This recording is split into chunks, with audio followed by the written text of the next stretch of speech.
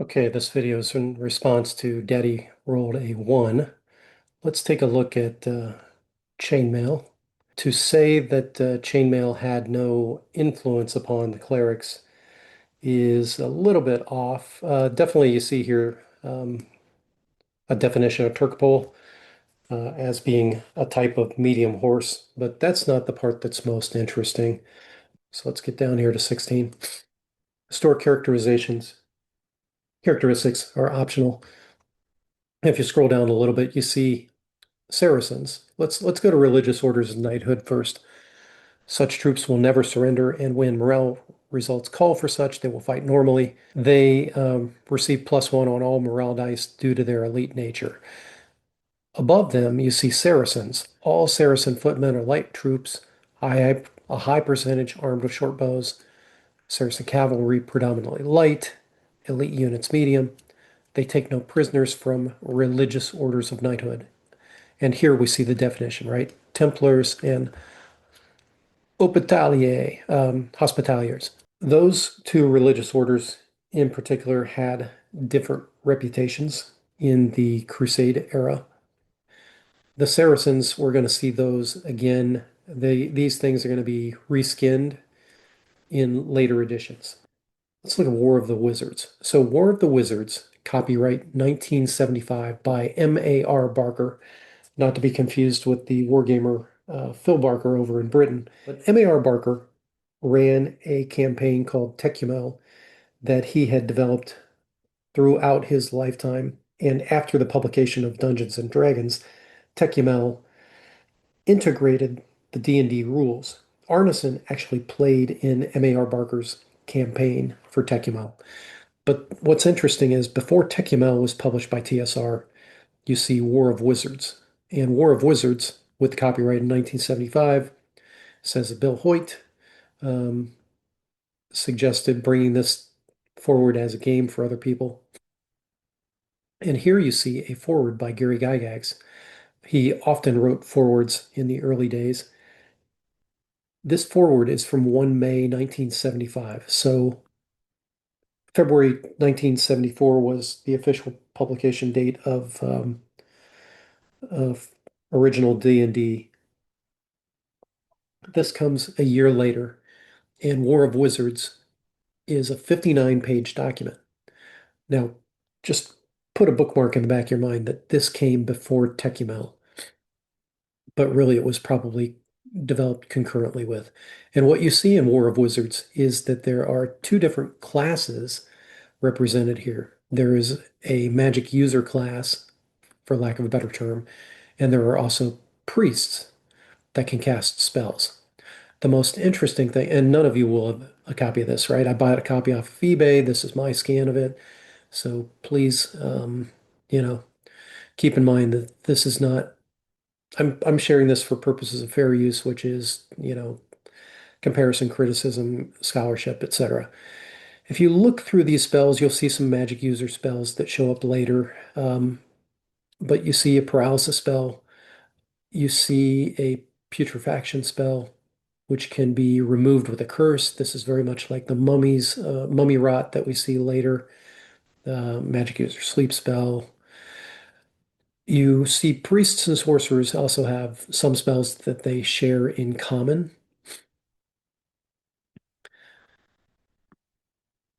Nothing here is super surprising. Sorcerers get some spells themselves, like necromancy, which is a type of animate dead. And then you also see the ability to summon up warriors, insects, flying creatures, undead, beasts, basically monster summoning, one, two, three, four kind of stuff. As a matter of fact, they're broken up into different levels. You also see the walls of fire and ice, things that you also see in OD&D, stone, sword. This is almost like the blade barrier that you see later on show up in first edition AD&D. And then there are defensive spells usable by priests and sorcerers. Again, we're seeing a lot of stuff here that's very similar to what we see in OD&D. Spells usable only by priests. This is where it gets interesting. So cure minor wounds, cure serious wounds, and here you see six-sided dice to be giving you back the points to be restored, protection from evil or good, remove curse, disbelieve or dispel, right? This is the first time that we see a disbelieve illusion kind of referenced in print in TSR, if I'm not mistaken. Calm, cure disease, levitate, neutralize poison, right? To offset the effects of vapor of death, which is very much like Cloud Kill from Chainmail. Dispel evil, shield of defense, dispel magic, infernal barrier. So, and here's a reference to other planes. Uh, I have not put this on the table yet. I have unpunched, many unpunched counters that came with it. So I will basically reproduce the counters and the game arena, so to speak, and put this on the table and play it sometime because it's quite interesting set of rules for battles between wizards, battles between priests, battle between wizard and a priest. It's made for one-on-one combat. Let's see, we just looked at War of Wizards. There was some errata published in February 1976 Strategic Review. The most interesting thing was on the second page of this, where it's talking about adding Silver Halo and some additional cure capability for the cure minor wounds and the cure major wounds, adding additional dice to be more in line with what we saw. There's also an article on playing War of Wizards Solitaire. So it's interesting to me that this was a supported game system for a little while, and then it just seemed to disappear off the map. Shifting forward to Techumel, again, this was something that was published in 1975, I believe. Let's scroll here to the forward. Yeah, copyright 1975. Bill Hoyt um, was part of the credits here on the first page. David Sutherland, you once again see some of the usual suspects with early TSR history. The the forward to the Tactical Studies Rules edition, which was the original edition, was again by Gary Gygax here in July 1975. Keep in mind that this document that we're looking at is 140 pages long, and War of Wizards was what, 50 or 60 pages long. So we're talking about 200 pages of material. The interesting thing is here, Dave Arneson in 87, and again, he says that he entered Techumel as a player in 1974. However, this is Arneson writing in 87. So whether that date is correct or not is hard to say, but definitely Arneson played in this game. And he does say that Professor Barker developed this world um, from the time he was at college, and Phil is now a full professor department head. So, what are we talking about? 6 years maybe earlier? Let's flip forward to a couple of the rules here. So in TechML, there are different classes, as you might imagine. The character types have been maybe retrofitted to more align with AD&D.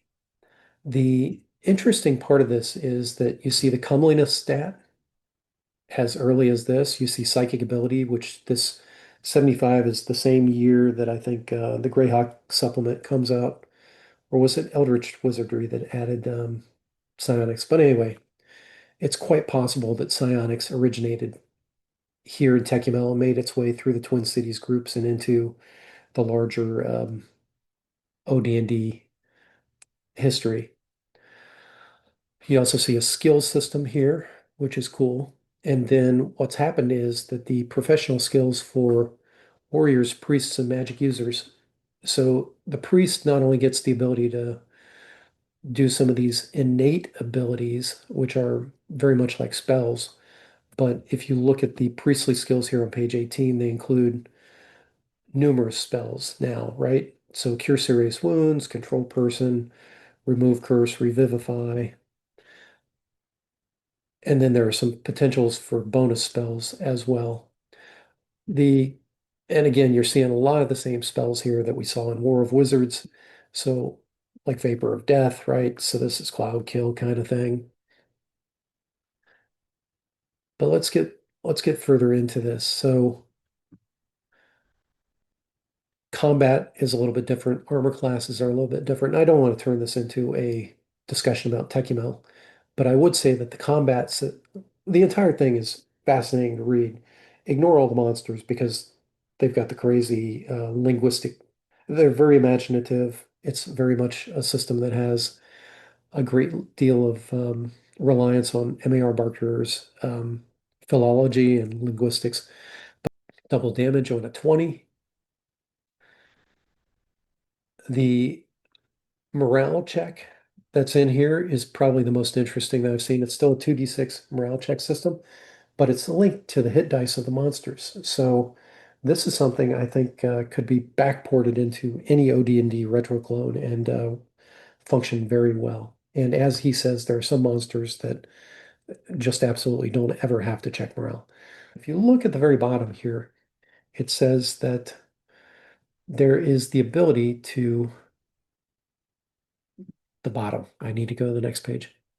If you look at the very, very bottom paragraph here on page 33, it says that the arena combat is fought as the rules above. However, you can use these alternate rules for gladiatorial combat, or, and I'd love to get a copy of these rules to check them out, or spell combat between priests and magic users fought with the aid of War of Wizards, again by M.A.R. Barker. Yeah, you got human sacrifice over here on the right, some interesting artwork. Love the artwork, love this whole system. It looks like it's got tons of great stuff in it, but did want to point out that the chance that this system did not have influence on OD&D, I think is fairly low, despite the fact that the dates don't seem to line up at first glance. If you look at just the volume of material and when Barker allegedly began working on it, perhaps as early as 68, um, I think it's likely that his influence in the Twin Cities may have made its way into OD&D, and therefore these spells that you see here, like neutralize poison and cure light wounds, cure serious wounds, some of that stuff may very well have come from War of Wizards material and made its way into OD&D. So just want to throw that out there. So what we're looking at right now is the screenshot of probably the best part of the Menard fragments that were presented by John Peterson in a video about the early 12 treasures of original D&D. And Peterson doesn't show us all of the fragments, which is very frustrating. He just shows a couple pages up here, and his hands get in the way of some of them. This is probably the best screenshot relating to clerics that I was able to capture from that video. If you look at the bottom two entries for Patriarch and Evil High Priest, you can see here that Ints were originally going to be part of the Patriarch's castle occupants, perhaps. And also you can see that apes are listed here. There were, we'll see this when we look at the other two drafts from the Twin Cities from 1973, but for evil high priests, it goes from apes, which are presumably just giant apes, giant animals, some type of carnivorous ape, perhaps, as we see in AD&D First Edition, but later gets switched to white apes before publication. So I find that to be slightly interesting. I thought I would just point that out. Also, I'm not very fond of the fact that Peterson keeps this material to himself instead of sharing with the wider community. It's not like there's a huge number of that are looking into the early gaming history here. It just feels like a lot of unnecessary hide the ball. All right, I'd like to take a few minutes to look at the most recently released draft document. This was part of the Arneson versus Gygax lawsuit. And in it, we can see a number of things relating to clerics. I guess it's best if I start here at the beginning.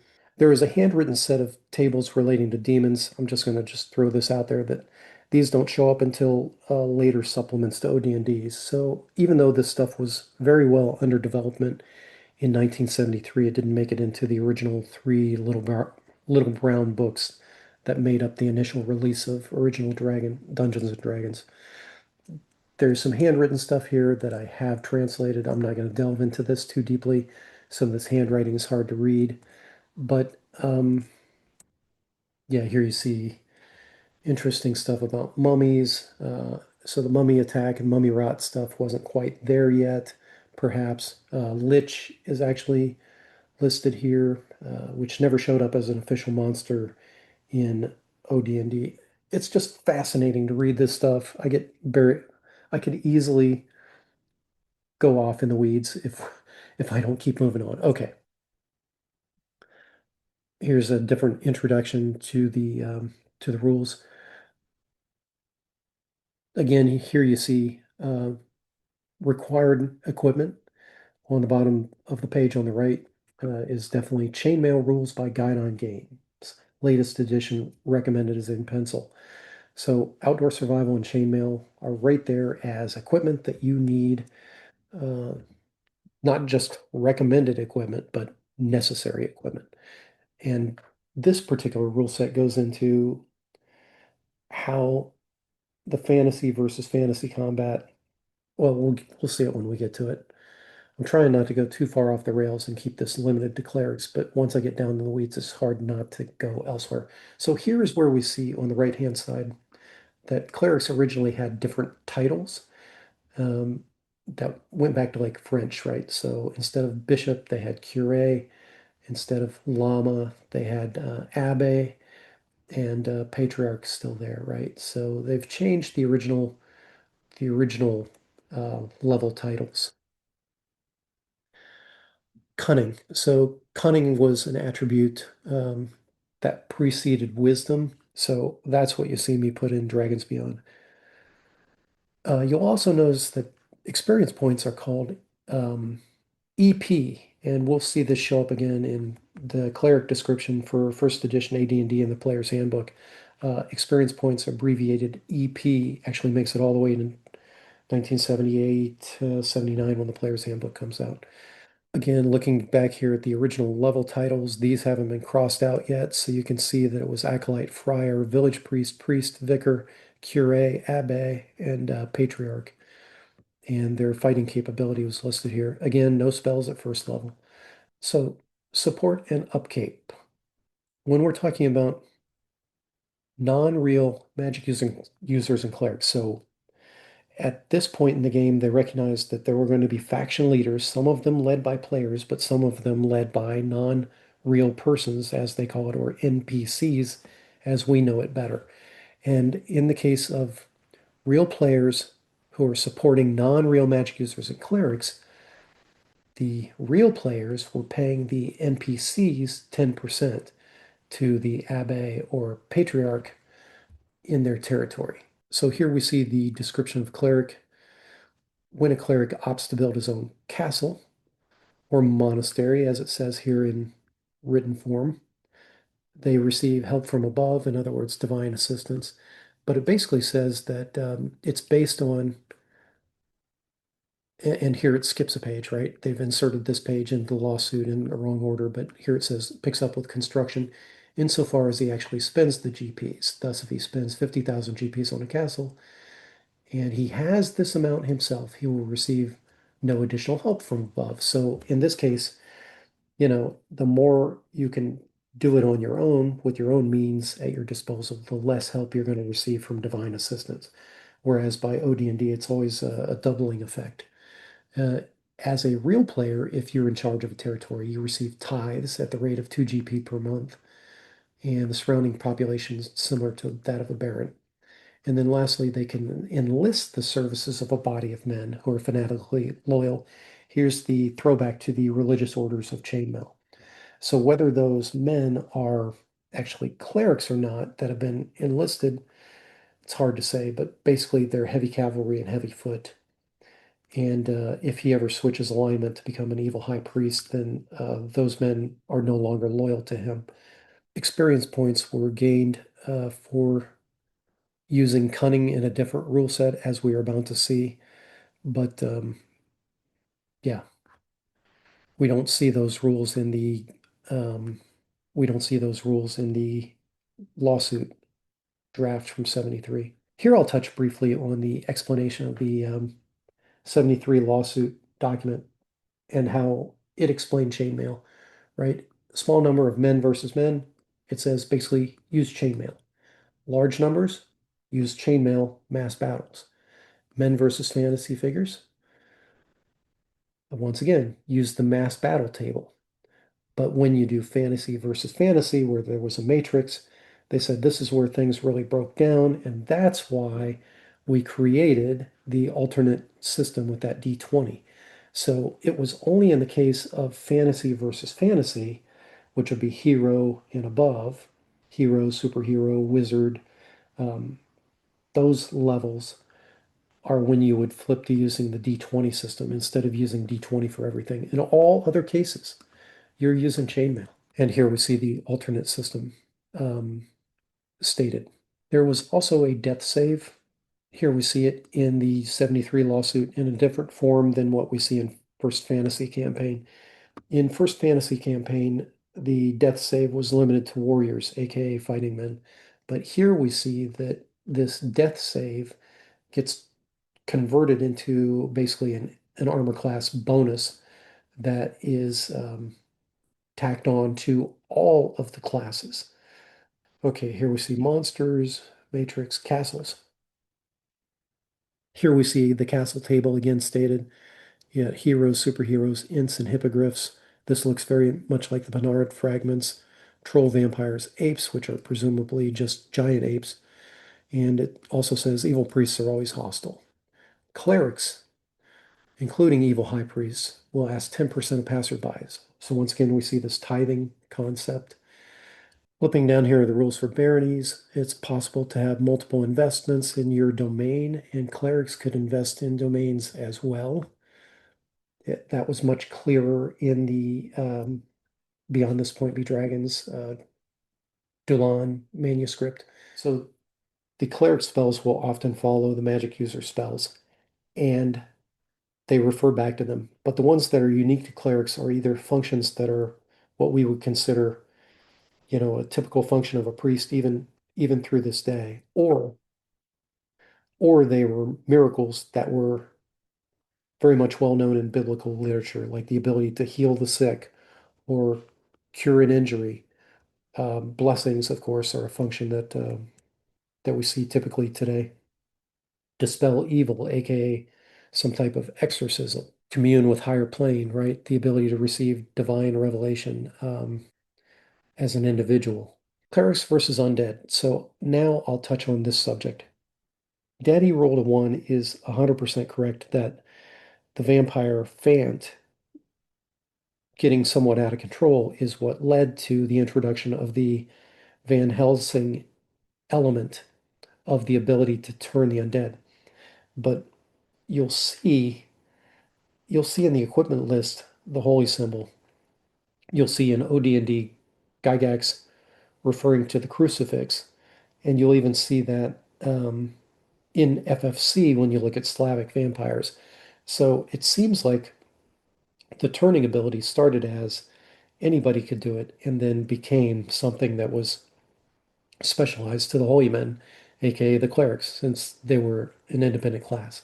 Most of the magic items are not usable by clerics, with the exception of a few of the staffs, right? Staff of striking, snake staff, staff of healing. And most of the weapons are not usable by clerics either. What you see in these draft rules too from the Arneson rulebook is that now saving throws are made using a D20 and saving throws are made. The cleric ability versus spells is significantly nerfed.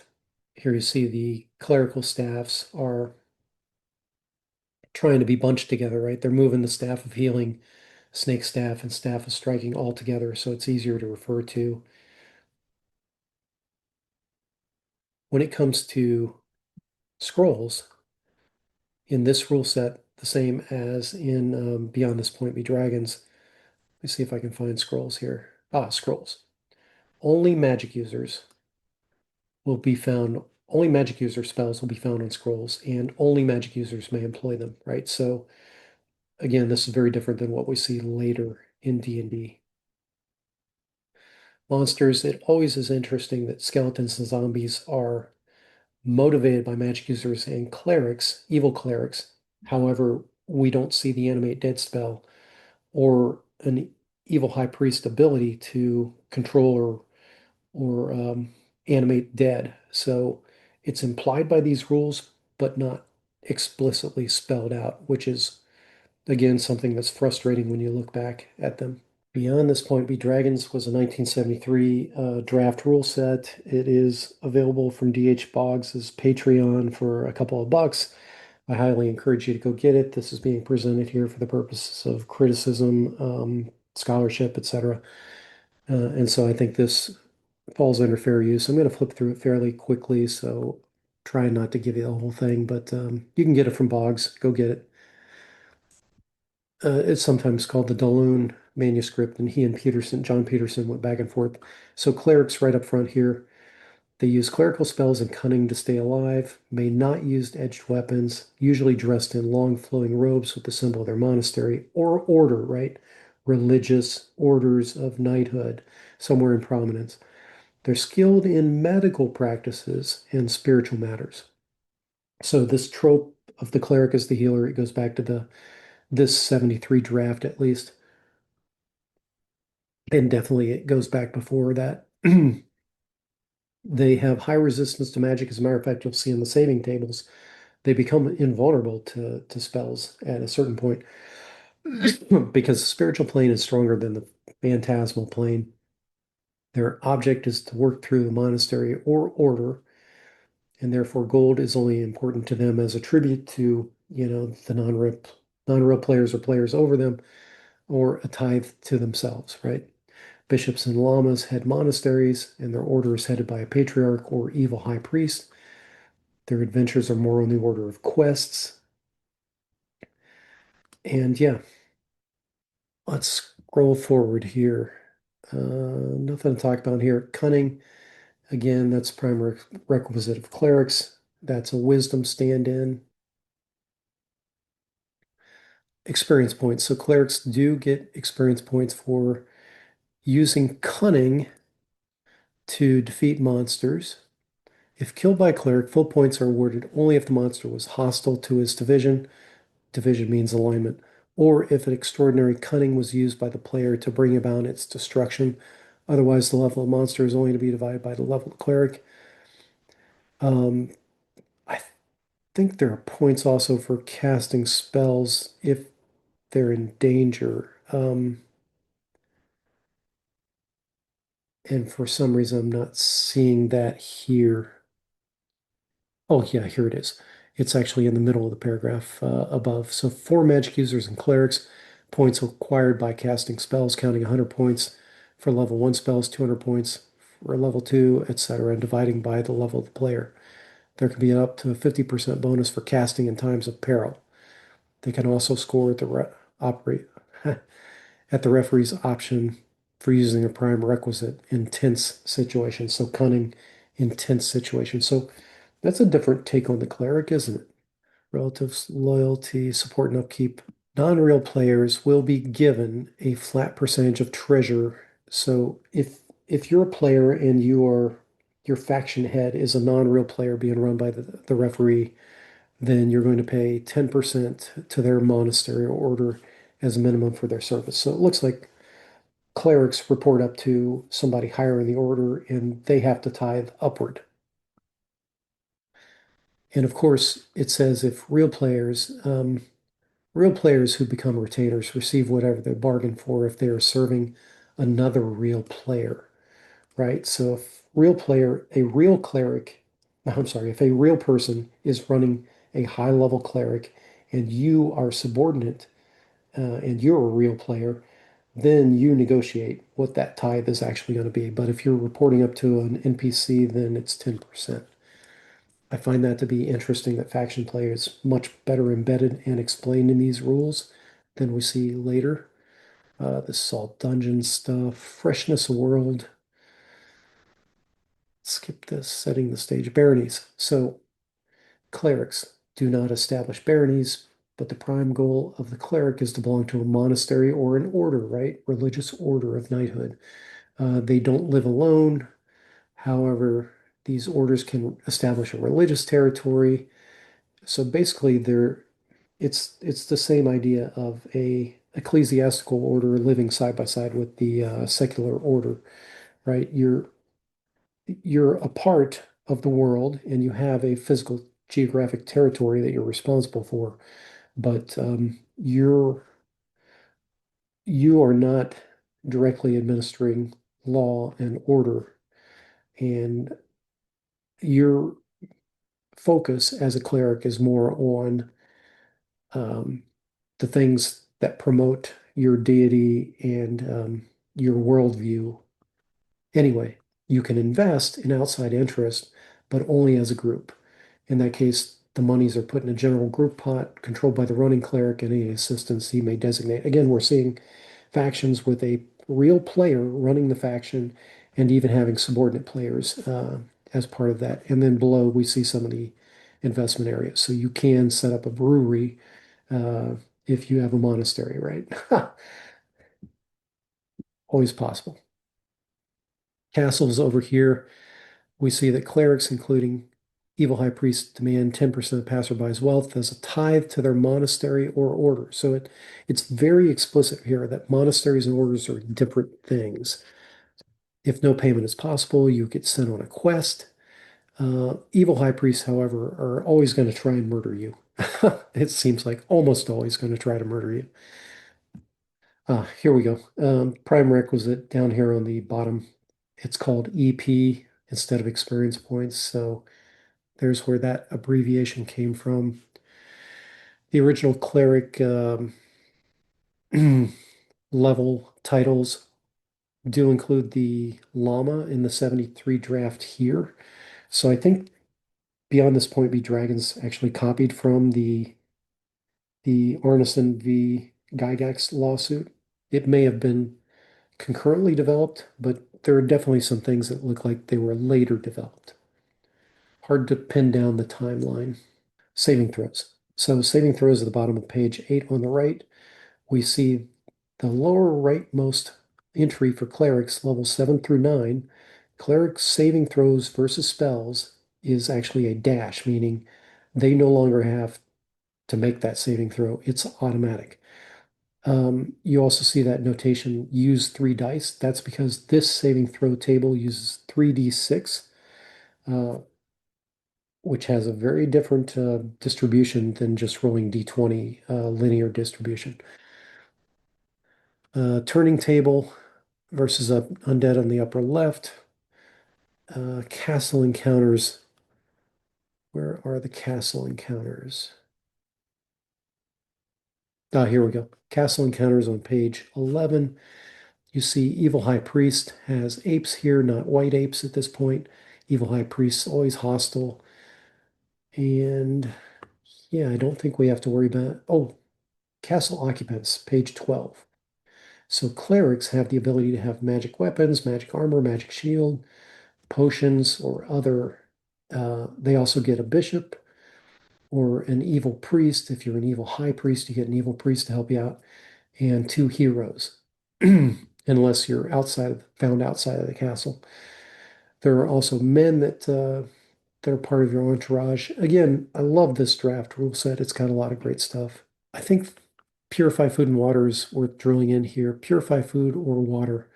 Cleric can purify any amount of food or water in his possession, as well as create holy water, right? It doesn't neutralize poison, but here's how you create holy water. Prior to first edition AD&D, you don't see these rules. It got lost, and then Gary made it super complicated into the first edition AD&D DMG. How am I doing with time? Pretty good. Bless, trap, tranquilize, right? This is the ability to stop hysterics or becoming insane. Basically, the comparable power to chainmail, where you can unfreeze somebody that's been paralyzed. Curses, the ability to call down the dreaded holy disease, uh, a cure disease. Also, neutralize poison, cure serious wounds, dispel magic, which is different because the spiritual power is greater than the phantasmal power. The cleric can dispel any magic or enchantment of any magic user below their own level. So really powerful stuff here. It's a shame that this stuff didn't make it in the rule sets, and you can understand why Arneson was somewhat upset when he saw what Gygax did when Gygax, feverishly produced this thing. Hopefully, I think Gygax was hoping to get it into the marketplace before Christmas of 73, but failed to do that. And instead, the date slipped to 74. That's just my personal theory as for why some of this stuff dropped out. Over here, we see dervishes on the left on page 25. Fanatically religious nomads who have +2 on hit dice never retreat unless sixes are rolled. They're led by bandits, with the following exception: a band of dervishes have 50% chance of magic user and a troll. They've got a lair. And then here's where an error got introduced. It flips to talking about the wagon trains that belong to orcs. So that's an error here. I think the dervish description is not correct, and we'll see a very different dervish description in first edition AD&D. Let's look at vampires, right? Interesting way to start this. Not a member of the lycanthrope class, so it recognizes that vampires are a type of shapeshifter, but not a lycanthrope, not a werewolf. They can be permanently killed. Does it talk about turning at all here? No, it does not. Does not. Scrolls. So nothing about the fact that, yeah, here it is. Scrolls. Only magic user spells will be found on scrolls, and only magic user may employ them. As far as wand staves and rods, you do see the staff of healing and staff of striking that are clerical weapons, and a snake staff are listed here as well. All right, that's it for Beyond This Point with Dragons.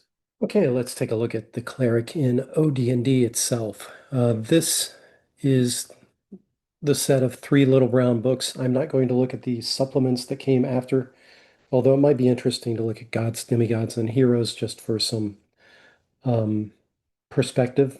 I'll just place a thumbtack there. We'll come back to that. On the left, LBB number one, which has the most information about clerics. Obviously, it's open to men only. Clerics can build a stronghold when they reach Patriarch. Again, here we see that they receive some additional help with castle construction, uh, basically doubling their amount of GP.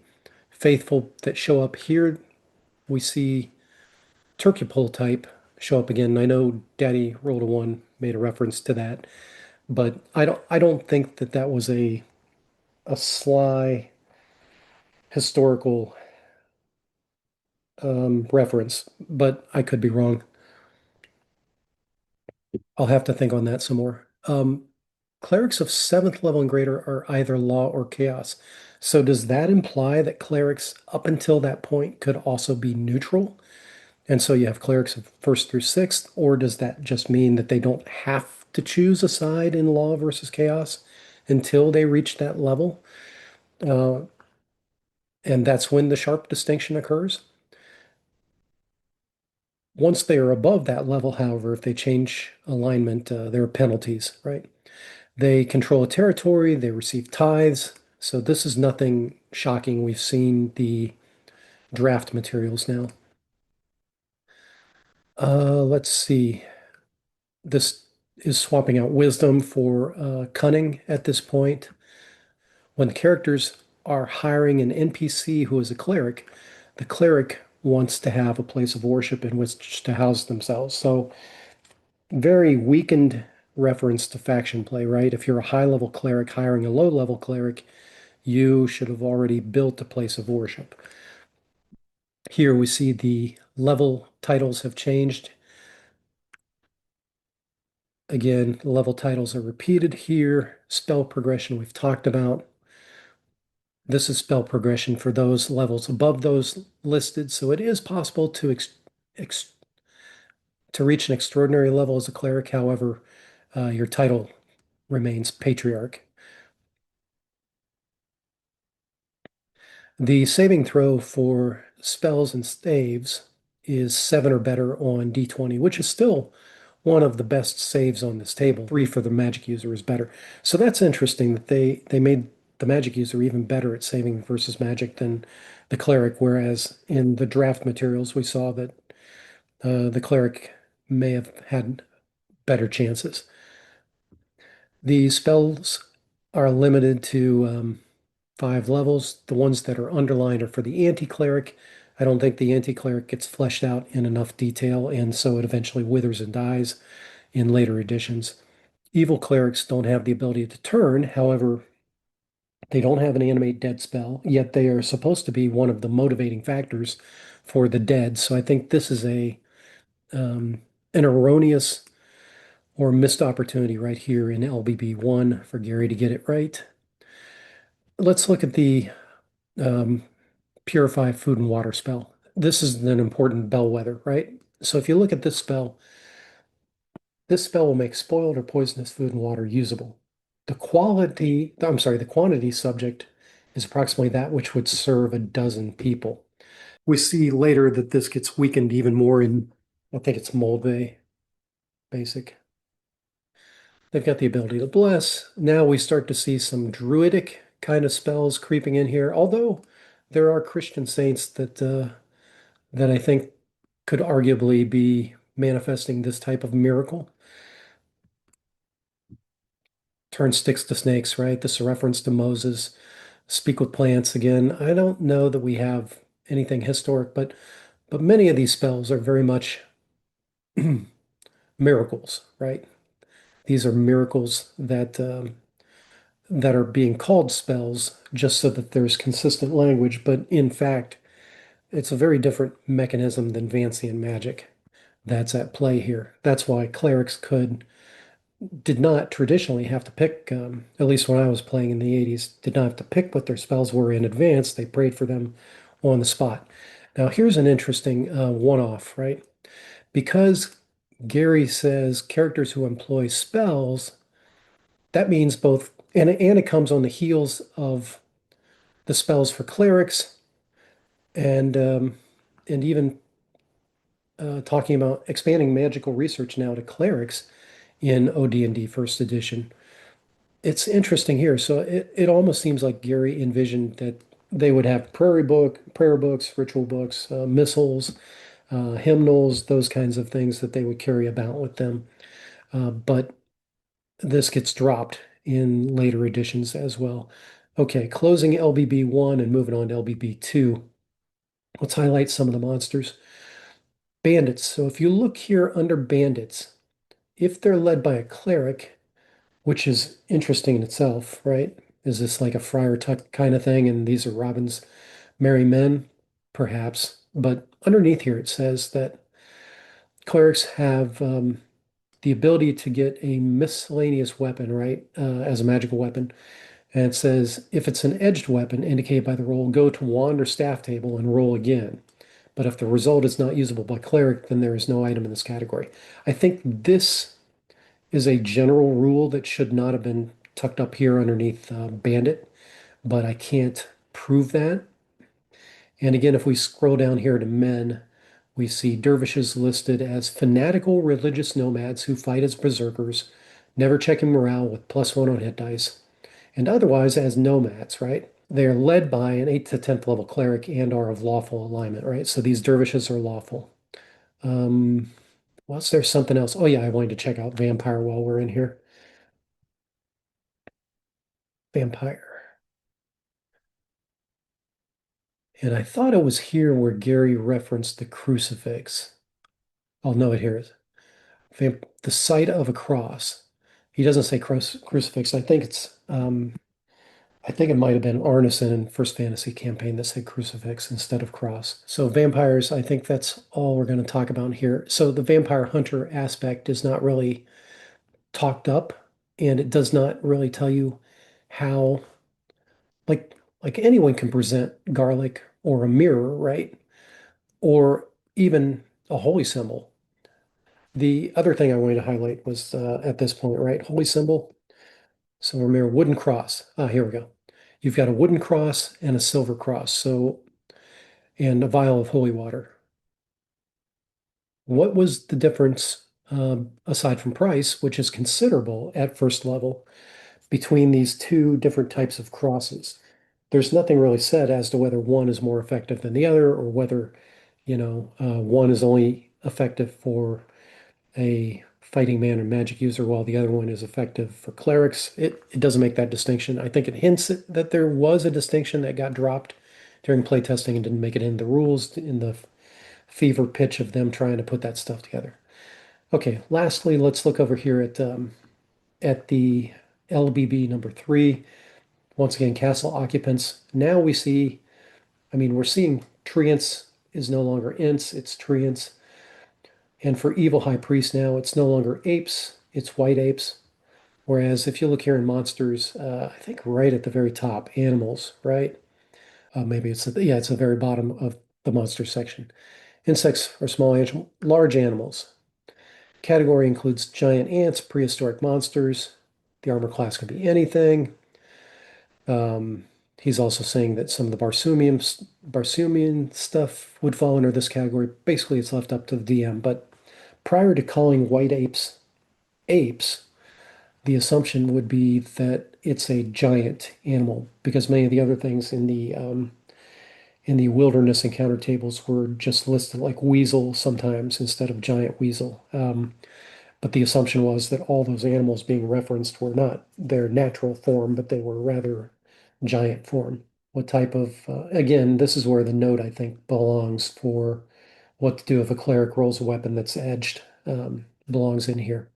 Okay, that's it. I'm going to pause the video and go get Gods, Demigods, and Heroes to take a quick look at that with you. Okay, let's look at Gods, Demigods, and Heroes first, and then we'll get into the Monster Treasure Assortment. Gods, Demigods, and Heroes, Rob Kuntz and Jim Ward put this supplement together, and it was originally copyrighted in 1976. What you find in here is a lot of stuff, this is before deities and demigods. There's still a lot of stuff that I don't see a lot of people talking about on the internet. So if you read the descriptions of these various entities closely, like for example, Osiris, right? This entity is very aware of his priestly worshippers, and if one does a great deed for the religion, in the judge's opinion, the priest is given a wish, right? Powerful boon right there. This one says that Hephaestus has so few worshippers that any being doing a great service, in the judge's opinion, has a 10% chance of getting a +3 shield. And it's especially made to be usable by any class and not hamper them in the slightest. Interesting, right? If you're a magic user, I might be interested in that. If you look at Uller, I think these are Nordic. Don't get lost in the details here, Rod. Oh well. Um, Any followers that worship Uller receive a permanent 2-inch bonus to all movement. I might like to have that. Njord, they, yeah, it looks like you can call upon him in weather, but he doesn't necessarily gift you a boon. Ran, who is another Norse divinity, a goddess, um, despises anyone using fire or worshiping fire. Let's see, Ashura, a 20th level magic. He will, in times of need, the judge's opinion, dispel any magic sent at his priest or worshippers, right? So that would be an interesting boon to have. Any person that worships this, um, let's see, this is, yeah, these are South American mythos, right? Any person that worships this god is definitely worshiping chaos itself. Human sacrifice very prevalent. So a little bit of flavor there. I think if we search for priest, we get some more stuff. Priest worshippers, dispel magic. Yeah, Yezud, giant black spider. Its evil priests keep it in human sacrifices, for this supplies them with tiny hand-sized pearls. Hmm. These pearls are placed in the center of a piece of jewelry that the priests give to high officials and other people of importance, right? That's an entire campaign, mini campaign starter right there, set. So this god itself is listed as being an evil high priest of 15th level. Let's see. Oh, Pictish shaman, right? So here it introduces an entire like subclass of cleric. These evil priests of the savage Pict race are only vaguely dealt with in stories. Treat them as llamas. Special power, right? Captured folks change minds with a snake. Um, Interesting. Again, nice flavor for your campaign. Just drop in there. Let's see. That's just a demon. And again, there are monsters in here. Monsters and magic items. Some of this stuff is in my as yet unpublished supplement called The Usual Monsters. They were just too good to leave laying on the floor here. But really, go check out Gods, Demigods, and Heroes. A lot of great stuff in there. Oh, yeah, here we go. Tezcat.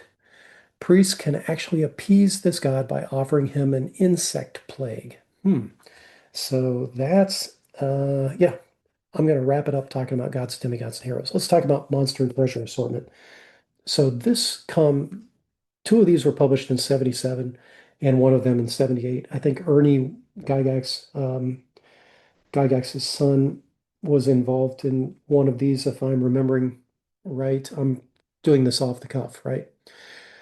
So inside here, we see the first reference to many monsters. First time you see stats for carnivorous apes, for example. So the first time you see a giant ape, we see this monster later show up in the first edition AD&D Monster Manual, like a year later. Wasn't Monster Manual 1 78? I think it was 78.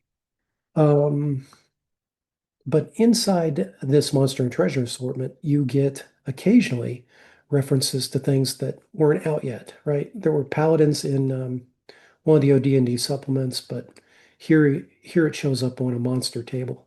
Um, Seers, great. But in here also there were some priest class as well. Let me see if I can find one.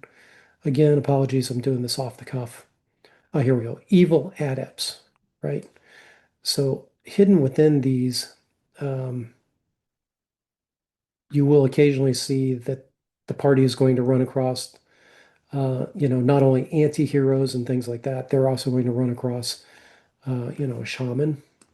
They're going to run across evil priests, and they're going to run across wizards of various types. Yeah, here we go. Evil curates. Now, what you don't see, you see them show up in Monsters and Treasure Assortments numbers 1 and 2, which carries you through sixth level of the dungeon. But once you get to the seventh level, there is nothing. I just scrolled through this twice.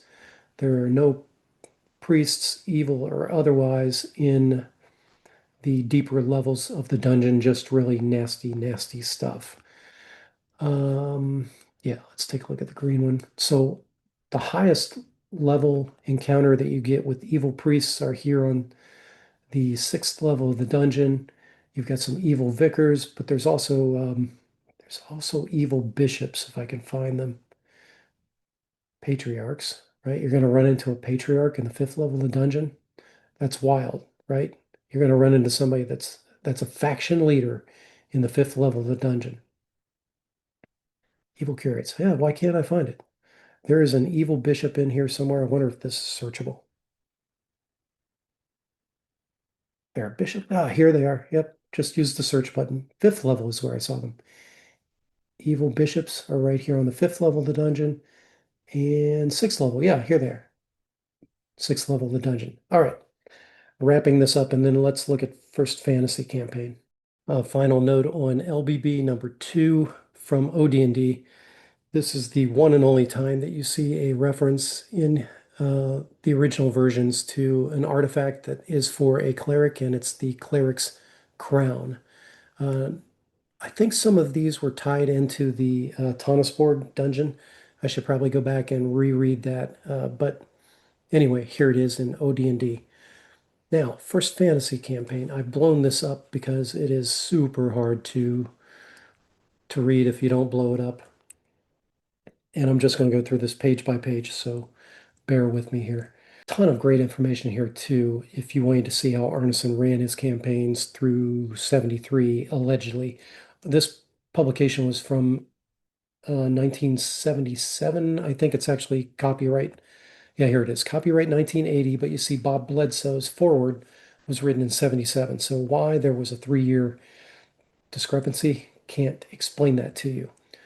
Just be aware that this was published within 6 years of the publication of OD&D and probably within 10 years of the publication of, or 10 years of the original Blackmore bunch kicking off their campaign and fleshing out things. There were a lot of these things in First Fantasy campaign that I put into my retro clone of the 1973 draft Beyond This Point Be Dragons.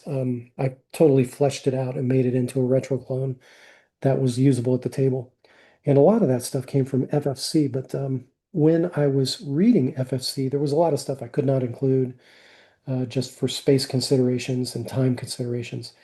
But much of it had to do with warfare here in the first couple pages, but there was a lot of it that indicated the way levels and spells, non-Vancian magic system, a system for generating artifacts that were swords.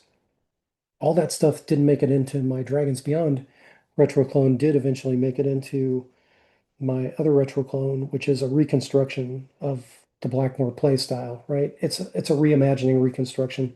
I call it Midwest Fantasy War Game. You can check it out on itch.io. Just search for Dragons Beyond on itch.io and you'll eventually find Midwest Fantasy War Game. It's only $5. Dragons Beyond, I charge $10. Both, I think, are very reasonable prices for the amount of content that you're getting. All right, enough of the commercial. Let's dig into FFC and what it says about clerics.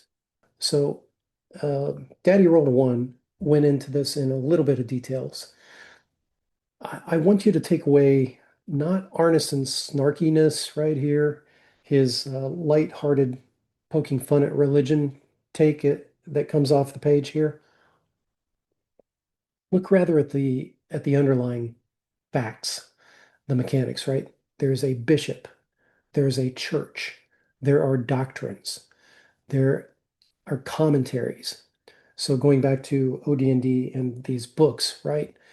Maybe the books were the doctrines of the faith and the commentaries that cleric spellcasters were originally envisioned to have to truck along with them. There's a brotherhood of monks, right? So going back to the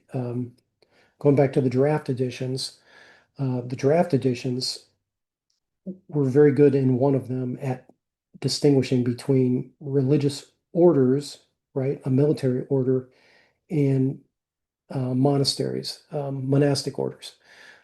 So there's a brotherhood of monks and a sisterhood of nuns, right? These are more monastic, ecclesiastical um, differentiation.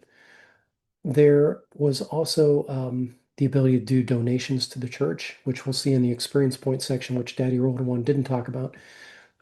There was also the ability to cleanse these magic items, right? Or perhaps at least take them off the street if they're cursed magic items. So again, alluding to the power to exorcise, um, you know, evil forces and banish them elsewhere. It talks about temporal evils, right? So now we're talking about the law, neutrality, chaos, overarching cosmic struggle.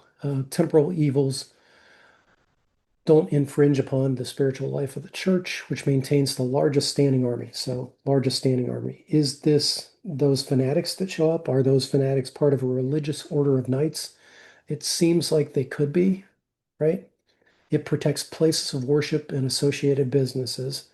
So long as any caravan travels under the protection of the church, it is pretty safe. So now we're talking about the same thing we saw during the Crusades, right? The protection of pilgrims going to the Holy Land, and I'll talk about that much more so later. Also, during many times of troubles, especially Viking raiders attacking monasteries up in England, Ireland, Wales, that kind of stuff, monasteries became fortifications. And also during even the Hundred Years' War, right? Monasteries, some of these fortified monasteries were used as logistics points, right?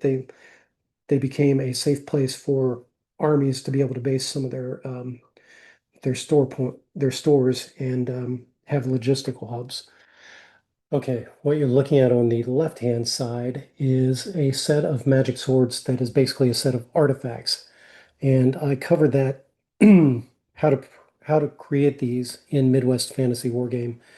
Um, what you start looking at on the right side, however, are the rules that have to do with generating other types of magical swords. And this is something I covered in Dragons Beyond. These types of magical swords actually had the ability to generate a holy sword, right? And the holy sword is something that alludes to the archetype of like the paladin, right? So at this point in Arneson's campaign, there wasn't necessarily the idea of a cleric class that was distinct from a paladin class. The two concepts were, it seems like, subsumed together. And the idea of law versus chaos is embedded in these rules as well. So I think when you look at what the Holy Sword can do, it's it's pretty substantial, right? Roll in the specials table above. As for Law Sword, with the addition of the following spells and abilities. Roll for curate level, right? So this is a sword that can cast spells as a curate, and then roll six-sided die for which spell on that level you can do. If the roll indicates no spell, such as a 5 on level 4 curate, you get two more rolls starting with one above, right? So you're generating a sword that's for the law division of the cosmic struggle, and you're going to give this to somebody who can wield it to advance a holy cause. I find that to be fascinating, really. Yeah, if you look here at the matrix on page 45 of FFC, you see the origins, right? Number one is a holy sword, and then the other ones are a fighter's sword and a magician's sword. Well, if you've got fighters and you've got magicians, and there was no thief class yet, but there was some kind of cleric class, and you've got a holy sword, it seems like the holy sword here is for clerics, and therefore this predates the blunt weapons rule and should be considered as, something that got ditched along the wayside. Yeah, here we see an allusion to the ability to generate legends around artifacts that were stashed in the Blackmore campaign. You see on number 23 the three crowns of Tonisborg. So it is Tonisborg that has the cleric's crown, but I haven't read the Tonisborg Secrets of Blackmore Zero Engine Edition Dungeon Rules in a long time. So here we see on pages 50 and 51 of FFC different ways that experience points could be awarded to the campaign members. And in some of these, the way that you get your experience is by spending gold pieces in one of these categories. Religion is a category, right? And these categories also match up to what type of class we're talking about. I I had to untangle this. It took me a long time to untangle how to do these methods. They're in Midwest Fantasy Wargame. Go refer to that because I'm off the cuff. I am not going to be able to generate it. But let's see what it says about religion or spiritualism. It's awarded when the player gains experience points while engaged in a quest or otherwise cooperating with the cleric. Funds are given to a local religious denomination up to the player, whereupon he will gain the points. Real player clerics may refuse to accept the offering. In other words, if the faction leader is run by a real player instead of an NPC, that NPC can refuse the donation, and the player will get no points. Refusal to accept may get the player in trouble depending on what the cleric says, right? Money given to the denomination by the cleric type once, and then is sent further on. So we're going to have to refer to see how to become a bad guy. So to recap, the clerics will forward these to off-board patriarchs. We're going to see this later, but basically under under one of the experience point systems, if you have a high score in religion and you don't do this, you're leaving experience points on the table. This entire system gets scrapped. By OD&D, things are extremely simplified. I mean, you see in some of the draft versions that there's a differentiation between the three classes on how to earn experience points, but by OD&D, that stuff falls by the wayside for the large part. Looking at vampires here, these are Slavic vampires. And in this case, you see how it says, a sigil blessed by the true bishop of La Hazor. What does that mean? That means that there is a bishop, he can bless a particular holy symbol, and it can be used to physically hit the vampire to kill it. Douse with water from the sacred lake of Akaldi. Okay, who cares about that? But ring it with the death plant of the Sassanid monks. Arneson is just building into the mechanics, right? The depth of the campaign world. So we know that there's a set of monks. They raise, they have some kind of horticultural establishment where they raise these death plants. It's fascinating stuff, right? I didn't even put this into Midwest Fantasy Wargame, and now I'm kicking myself because I tried to separate out the campaign setting from the campaign mechanics. Oh, here's the reference to the crucifix. The crucifix, garlic and or holy water. With these methods, a 33% chance of doing points of damage to the vampire. So with every hit or presentation, right, do you have to physically touch the vampire? It seems like you would have to for garlic. And for holy water, you've definitely got to splash him. So maybe you've got to hit him with the crucifix like you see in some of those Hammer horror films. But does it have to be wielded by a cleric? It does not say. So the fact that there's no turn undead at this point in probably the 1971-72 era, the fact that you have to physically hit them, you can use a crucifix. These are all flavorful things that got dropped and got subsumed into that turn undead mechanic. Um, and I think this is a lot more fun, frankly. Okay, how to make flunky vampires. Oh yeah, here is the location of the Sassanid monks is lost to time. The general area is all that is known. So again, back to that lake and that sacred lake and the death plant. Um, yeah, this whole mechanic gets lost in because it's setting specific. Let's take a look at nomads down here. Found in the deserts, nomadic people rarely encamped. Gives you the breakdown of their forces and their chieftains and their wealth. It does not have a reference here to clerics. It has a reference to heroes and superheroes, but not to clerics at this point. So no dervishes are in here yet. Okay, I finally remembered where it's at. So in OD&D, we see the ability for domain players to make investments in expanding the economic capacity of their campaign. And here in FFC, we see a lot of rules for Arneson, which I have not put into Midwest Fantasy Wargame or Dragons Beyond. I intend to put this stuff in Entitled, which is more the domain play supplement that started me on this whole path down into the past back in early 2022. Anyway, if you look at the second page of investments here, you've got an investment for religion, construction of impressive buildings and equipping the same with riches, requires the shipping of 10 to 60, right? Roll d6, multiply by 10, that's the percentile of the contributions off the board each year. So you're sending these, and you must protect these wagons and perhaps even get contributions from the players in the campaign. Normally, a 10% tithe is given to the dominant religion in the area, rarely more than one type of religion in the medieval area outside very large towns. Destruction of such convoys require the sending of what's left, right? Another, like if that 10 to 60% gets lost, now you've got to do a double dip, and that's to appease the off-board patriarchs.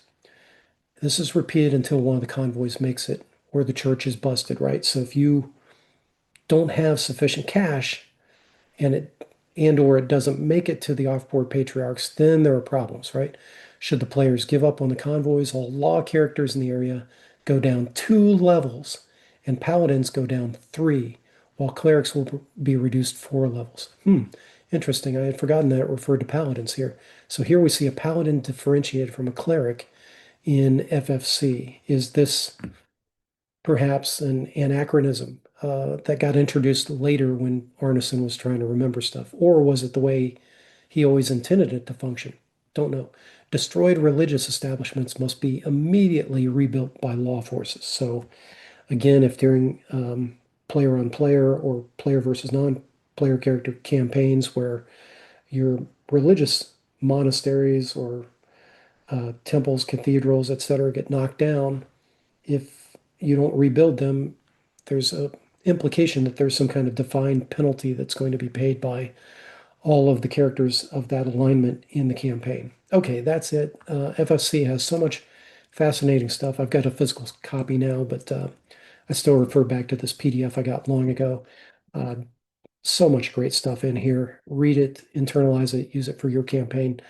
Let's take a look at the AD&D first edition monster manual. And some people have pointed out that this really is quite compatible with OD&D compared with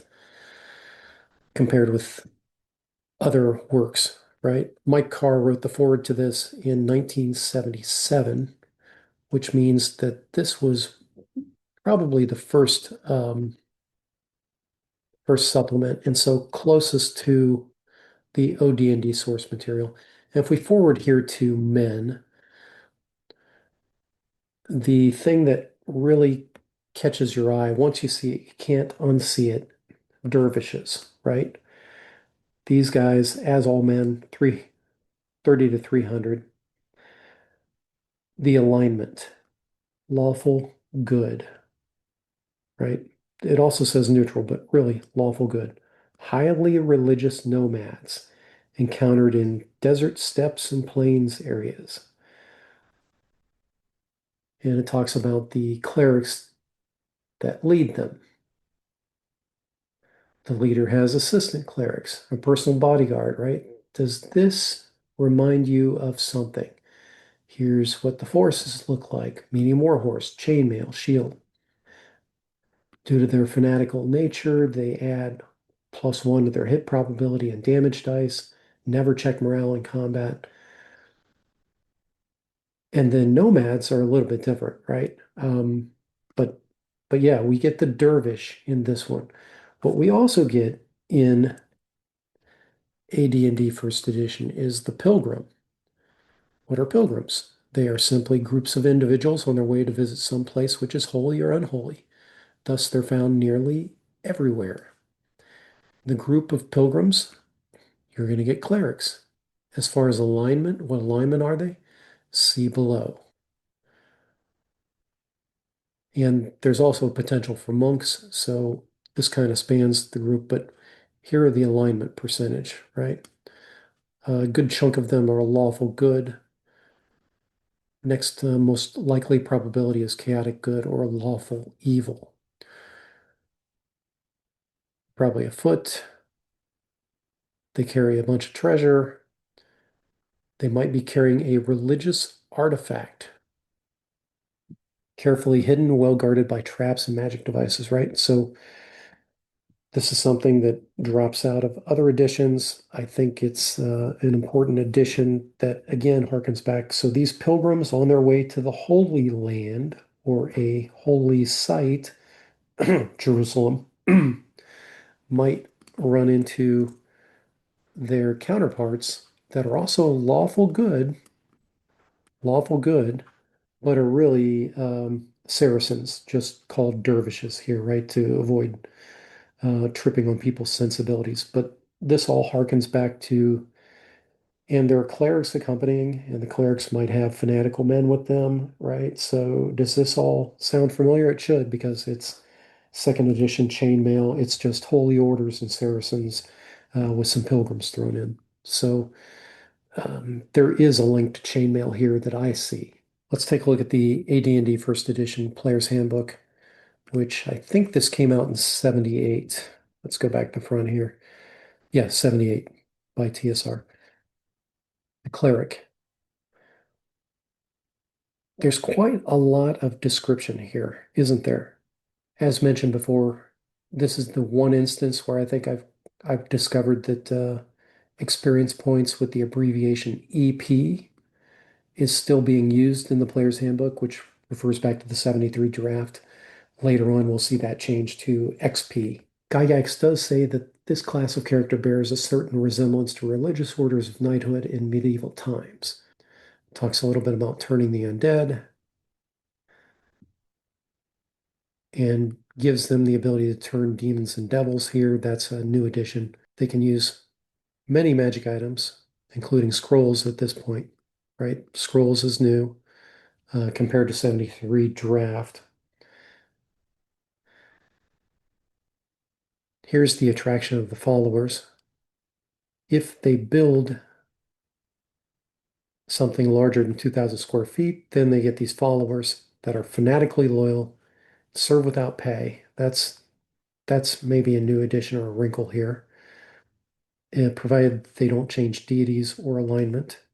This harkens back to 73.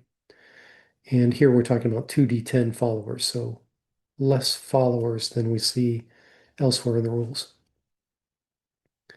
There's also men-at-arms, right?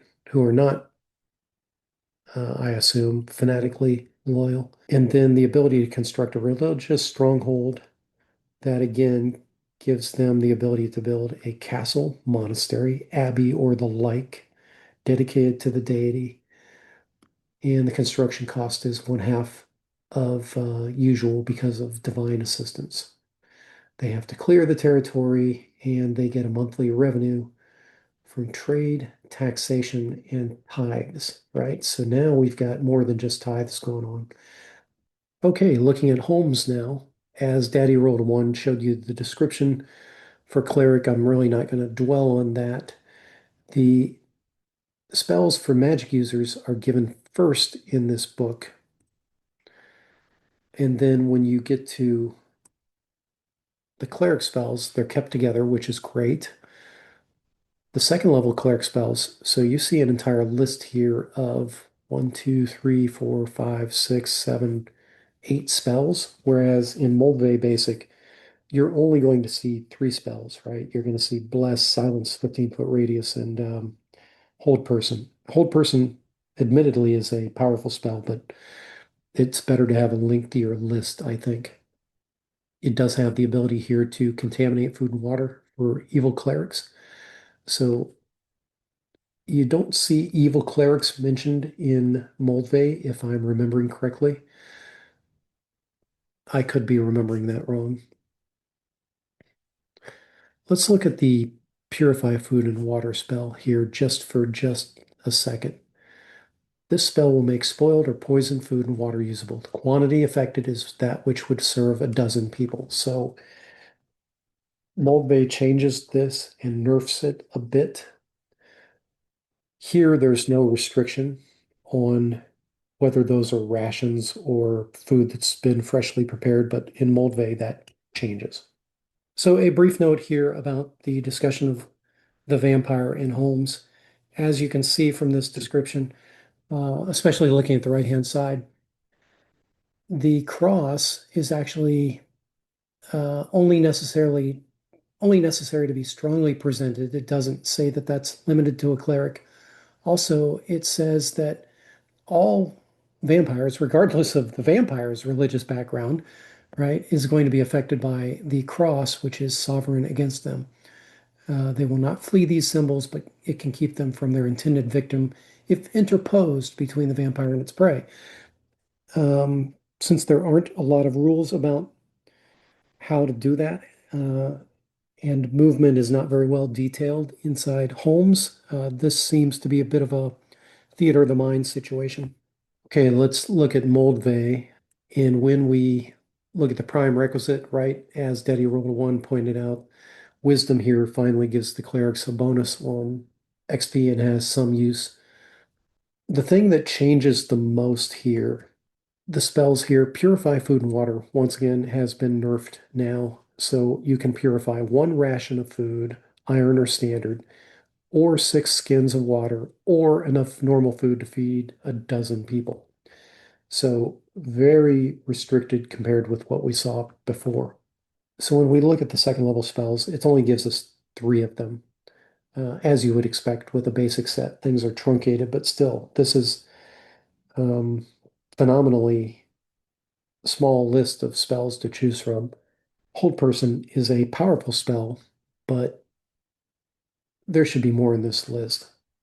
Looking at the expert rule changes to castle encounters, this is significantly different than OD&D.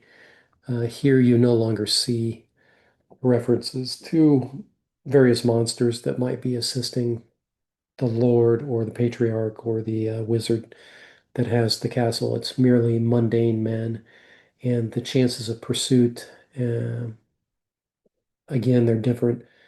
Cleric, we're not really talking about evil high priests.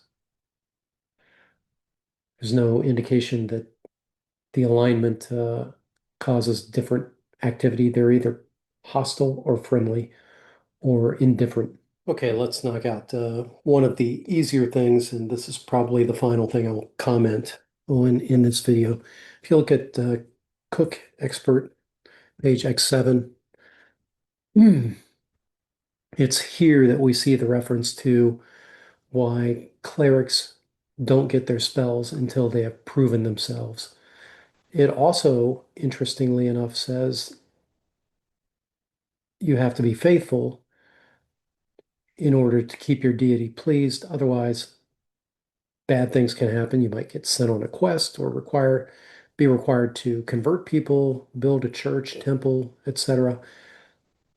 Here we see the stronghold rules and the ability to basically double the amount of gold, right? A little bit of fishes and loaves going on here. And then the number of troops here is 5d6 times 10 soldiers from first to second level. And their exact composition is left unknown, but it does say they're fanatically loyal, right? They're faithful. They never check morale instead of just getting a morale buff. So you see the rule versus turning, it's pretty much the same as what we've seen before. There's not much else here in Cook Expert worth commenting upon. I hope all of these various diversions down the old school rule sets has been at least a little bit instructive of the way I think about the evolution of the cleric compared with Daddy Rolled One. He had a great video, but there were some things where I differ in opinion just based on reading the text and giving it a good think or two. It's great talking to you.